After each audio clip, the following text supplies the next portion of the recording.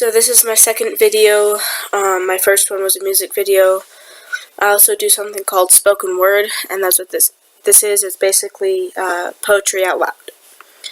So here it is. It's called Her. So y'all have probably heard something of this sort. I came from a magnificent family. I grew up with both of my parents, and they're still married to this day. My parents are some of the best people on the face of the earth to me. There's not a single day that I do not hurt because of what I did to my family. On top of my mom and dad, I have two older brothers and their best friend that I hurt pretty bad. I'm the baby of the family, so that put a lot of hurt and pain and worry on them. Their hearts were extremely heavy, and the reason why my hardships came about in this way was because my grandma, who was my best friend, my mentor, my go-to person, she passed away.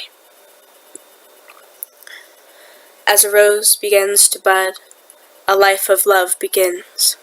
Sweet and innocent, full and bright, a knowing of the dangers of the world, she opens up with curiosity. Springtime trees open up with golden rays of sunlight. She lies on the grass with rosy cheeks. As she walks the road of life, only looking forward, she never saw the storm behind her. Nature then took over. She felt a shrill, icy cold she never knew. Looking back, she left everything she was taught for the better, and was introduced to an indifferent world. Death came about. She lost an important person. The person that she had lost was her guide when she was young. Lashing fire to burning cold, loving and compassion to despair and hate. The light faded and hope was lost. A crystal ball of addicting venom just to try to get someone to love her. A fermentation of crops to try and hide, to try and forget. All this because she thought a bowl of greens was better than Daddy's love. A bottle of Jack was better than Mommy's love. There's a knife in her heart that cannot be pulled out by brute strength. There's a lie in her life that no truth can fix.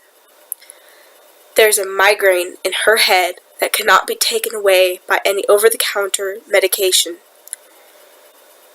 There's a worry in her life that cannot be washed away by any kind of love. All these come about because she's afraid she'll go back to the streets with all the violence, sex, and thugs. She thought, how did I get here? I'm not who I once was. Have I been driven by hate too far to love? Used, played, cheated. Every time she thought she found someone, another female was calling him baby. Torn by each scar, unforgiven with every lie. Every time hope began to grow, she found out that she was only being used for what she was born with. Each week was just another pain she did not want to feel, another memory she did not want to remember, another tear dried that needed to fall, but couldn't without the love of her brethren. She continued to try and find the next word to rhyme. The finding it was asking someone for the cure for cancer. Bring herself out of the ground, or so she tries. She's now pulling out the nails in her fence. Uncovering each scar is another mistake to forgive. She's upon a tower of contracts from playing devil's advocate. Enough fuel to keep a bonfire going for a year. This year will be full of pain, full of sorrow for the day she hit rock bottom, the day she was threatened with death many times, the day she realized that she needed to get out of the spiral staircase headed to hell. Every time she turned to climb the stairs, she took one step up and two steps down.